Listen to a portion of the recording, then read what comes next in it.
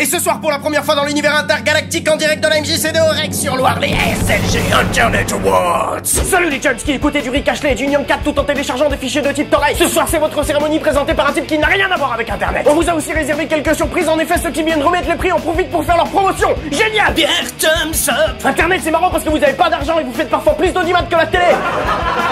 On se donnait de donner une légitimité à votre sous-média tout en gardant le contrôle. Bière Thumbs Up a l'honneur de vous présenter l'internaute de l'année. Cette année, une sélection très démocratique de ce qui se fait de meilleur sur Internet. Le patron de SLG, le hippie de SLG, le geek d'SLG, le panda de SLG et Berflo la licorne. Waouh, génial, c'est hétéroclite. Faisons une blague sur le porno.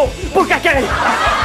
Et tout de suite, vous ne les connaissez pas encore, ce sont les jeunes youtubeurs, on va les récompenser pendant la pub parce qu'on s'en fout. Génial. Bière thumbs up. La bière de l'incointance économique.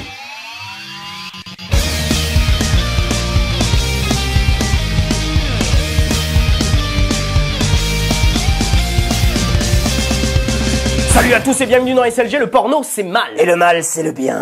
The temptations of the Great War are many, the battles are real, and the strategies are clever. The enemy is cruel, ruthless, and relentless. We must not underestimate the danger. We must be vigilant and valiant. A lonely, confused young man gets addicted to pornography. His roommates know, but they do nothing to help him. He stops going to church, and there is darkness in his eyes. Oh mon Dieu, un adolescent regardant de la pornographie. Il nous faut un parapluie. Cette vidéo datant du 6 décembre comptabilise presque 300 000 vues, a fait peu de bruit en France pour cause elle a été publiée par des fidèles de l'église de Jésus-Christ des saints des derniers jours. Je connais pas cette guilde. C'est normal, il y en a très peu chez nous, ce sont les Mormons. T'as pas déjà fait un épisode sur eux? Non, ça c'était les témoins de Jéhovah. Tu comprends plus rien, gros. Les Mormons ont vu le jour en 1830 aux États-Unis suite à la découverte par Joseph Smith de saintes écritures sur la colline de Cumorah dans l'état de New York. Mais qu'est-ce qu'ils foutaient à New York, Jésus? Ils se considèrent comme étant le rétablissement de l'église originelle et attendent la seconde venue de leur copain Jésus-Christ. Leur quartier général est situé dans la ville de Salt Lake City, capitale de l'Utah. Jésus est américain. Ils adorent l'abstinence sexuelle avant le mariage, les familles nombreuses, l'union polygame. Cool. Abolie depuis le début du XXe siècle. Pas cool. En revanche, ils n'aiment pas trop les gays, l'avortement, les jeux de hasard, les tatouages, et on y arrive mesdames et messieurs, ils n'aiment pas la pornographie. Ce rapide cours de théologie vous a été présenté par Bière Thumbs Up, la bière qui se moque des placements produits. Maintenant que vous savez qui sont les Mormons, revenons à notre vidéo qui est en réalité un court-métrage basé sur les discours de Tim Bryce Clark, président d'une université mormon. Si on était dans Warcraft 3, ce mec serait un héros. Brisons le tabou immédiatement, la plupart de vos proches, quel que soit leur âge, leur sexe, leurs préférences sexuelles, leur religion, leurs convictions politiques, se sont fait plaisir devant du porn. Certains l'ont fait avant cet épisode, d'autres le feront après. Et toi là, je te vois, tu le fais pendant. Tout le monde se branle parce que c'est marrant, ça coûte pas un rond et ça fait du bien. Même les filles. Mon Dieu, tu es si naïf. Soyons clairs tout de suite, je vais critiquer cette vidéo parce que ses propos sont stupides, pas parce qu'elle est religieuse. Mais faut bien dire que les religions ont le beau rôle pour interdire des pratiques naturelles, salvatrices et indispensables. Ça veut dire que tu te... Oui, je me branle. C'est un scandale. Tout dans cette vidéo transpire le ridicule. Premièrement, pourquoi ce jeune homme laisse sa porte grande ouverte? Je t'invite à lire le guide de la parfaite petite branlette. Règle numéro 1, être un ninja. Rapide, efficace, discret. Deuxièmement, l'expression du visage ne colle pas. Ses yeux sont vides de toute activité cérébrale. Alors soit il nous fait un AVC, soit il regarde de la télé-réalité parce que le porno ça donne ça. Troisièmement, son coloc rentre dans la chambre et la seule réaction qu'il a c'est...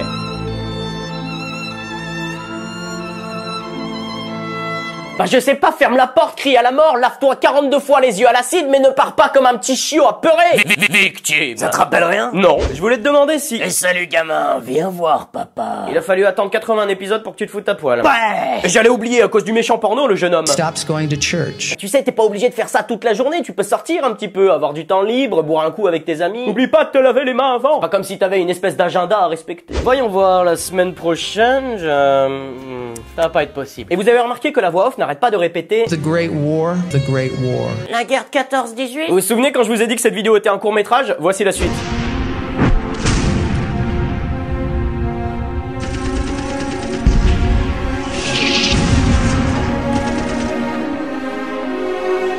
Est-ce que ce mec vient de comparer une guerre ayant fait 9 millions de morts et 20 millions de blessés à une bande de jeunes découvrant leur corps sur du porno? Une éjaculation tue des centaines de millions de spermatozoïdes. Dans les tranchées de Verdun? Je pensais à une autre tranchée. L'image que l'auteur défend, c'est que le jeune homme confus par la pornographie est tel un soldat blessé sur le champ de bataille qu'on ne doit pas abandonner. Mais la comparaison est plutôt limite. C'est pour que ça fasse peur. Chaque fois que tu mets une capote, un nazi revient à la vie. J'ai peur. Au final, son ami ne l'abandonne pas et en parle même à un prêtre pour soigner son problème de pornographie. Mon Dieu, tuez-moi. Ça donne cette magnifique scène de fin, je précise qu'il n'y a aucun montage de ma part.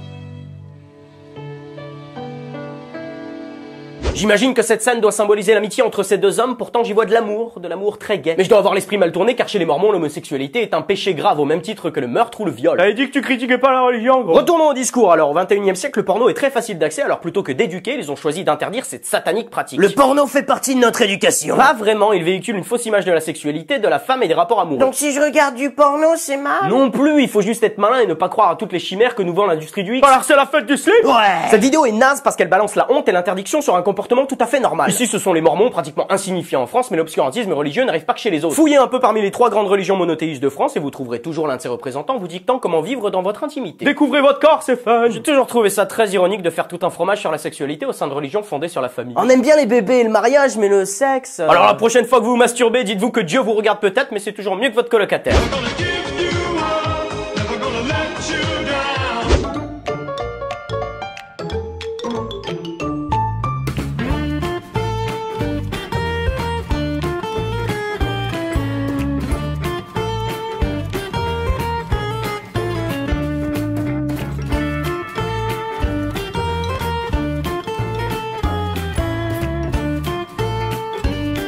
Mais qu'est-ce que c'est que ça? Cette vidéo a été mise en ligne le 28 février. On s'en fout, qu'est-ce que c'est que ça? C'est un hôtel qui a la forme d'un énorme tube digestif. Je disais bien que quelqu'un allait se masturber pendant cet épisode. Casanus, c'est le nom de cette magnifique chambre d'hôte ouverte en 2007 par l'atelier Van Lieshout. Où sont les poils? Je sais pas, ça va être très compliqué de traiter cette vidéo en restant propre. Tu veux de l'aide? Plus qu'un hôtel, l'atelier considère sa chambre comme une véritable œuvre d'art, faite de mousse, de polyester et de bois. Si le cœur vous en dit, vous pouvez effectivement dormir à l'intérieur de cet énorme organe. Tu crois qu'il est chauffé à 37 degrés? Pendant la vidéo, on apprend que des jeunes mariés ont célébré leur lune de miel à l'intérieur d'un... Ne dis pas le mot. Serait-ce pour pousser ça ou son partenaire à pratiquer une certaine forme de sexe? Chérie, je t'ai amené ici pour qu'on essaye un truc, un indice, c'est très subtil. Pratiquer la sodomie à l'intérieur d'un hôtel en forme de colon. C'est comme dans Inception, sauf que là, c'est des... C'est dégueu! Pire encore, on apprend que le prix de la chambre est comparable à celui d'un hôtel 4 étoiles. Vous êtes sûr que la Wi-Fi passe à l'intérieur d'un... Non, ne dis pas le mot. Alors je sais que dans un hôtel Formule 1, on trouve de drôles de taches sur les draps, le sol, les murs, le plafond, mais c'est toujours mieux que d'avoir un fond sonore de flatulence et une marque de nutriments à moitié digérés prête à faire le grand voyage dans le noble toilette. La vidéo se poursuit avec l'interview de cet homme, l'un des créateurs de la structure, écoutez bien. Most of the time it's like presents that the parents give them to the children or the children give to the parents. Le bon vieux cadeau empoisonné, vous savez le truc qu'on donne quand on n'a pas d'idée. Pour ton anniversaire, j'avais pensé à un baptême de l'air, mais j'avais oublié que t'avais le vertige. Alors je me suis dit pourquoi pas un cours de cuisine, mais t'es allergique à plein de trucs. Alors je me suis dit un massage taille, mais t'aimes pas être touché. Alors je me suis dit une nuit dans l'hôtel Casanus. Hein? Qu'est-ce que t'en penses? Hein? Hein? C'est bien, non? J'ai des hémorroïdes. Ouais, mais ton film préféré c'est Shining. J'ai retrouvé un entretien avec le créateur de l'œuvre d'art sur la toile. T'as tapé quoi dans Google? Anus et interview? Ouais, ça va être dégueulasse. Bref, on apprend une chose intéressante, que les invités adorent dormir au Casanus car c'est un environnement calme et isolé. Sérieux. Cette blague scatophile vous a été présentée par Pierre Thumbs Up. Pire encore, l'hôtel accueille 200 à 250 personnes chaque année. Vous devriez envisager l'idée de faire un partenariat avec la festinière de Juan Carlos. Et quand que tu passes à la prochaine vidéo? Au final, cet hôtel est drôle et si je pouvais y passer une nuit, j'irais. Oui, je me sentirais souillé, traumatisé, malheureux, mais en clair, rien de bien différent avec une journée dans les limbes d'internet. Je préfère vous prévenir, la prochaine vidéo est légèrement choquante. Elle est très intéressante d'un point de vue humain, voilà pourquoi je vais la traiter et je vais censurer les passages sensibles. Because fuck them! Here's your phone, bro. You fight whoever the fuck you want.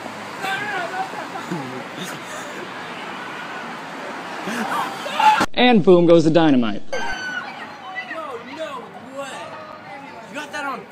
Yeah, I got that on video. Avant toute chose, je dois vous dire que cet homme va bien, il se remet de ses blessures à l'hôpital. Et de sa gueule de bois. Je traite jamais des vidéos à caractère violent, mais ici je fais une exception, je vais vous dire pourquoi. Pour comprendre cette vidéo, il faut tout reprendre depuis le début. L'homme qui filme est en réalité l'ami de celui qui se fait renverser. Suite à l'accident, il a upload la vidéo sur YouTube, aujourd'hui supprimée à juste titre pour contenu violent. D'où la présence du canard. Il précise dans la description que son ami va bien, mais est-ce que vous sentez la puanteur de la vidéo? On sort d'un hôtel Anus, on est anesthésié. Ce qui est plus choquant, c'est pas qu'une bande de mecs à moitié bourrés fassent des conneries. Pour ma part, il y a 2 jours, j'en ai fait une énorme. Je dois signer où? Juste ici, vous serez partenaire de Pierre Thumbs Up. Au moment de l'accident, le caméraman ne bouge pas, ne range pas son téléphone pour courir auprès de son pote. Pire encore, son ami lui demande: Yeah, I got that on video. Des amis comme ça vaut de l'or. Je donne le bénéfice du doute au caméraman parce que parfois, en situation de crise, on réagit bizarrement. L'appartement est en feu. Il faut que je fasse un selfie.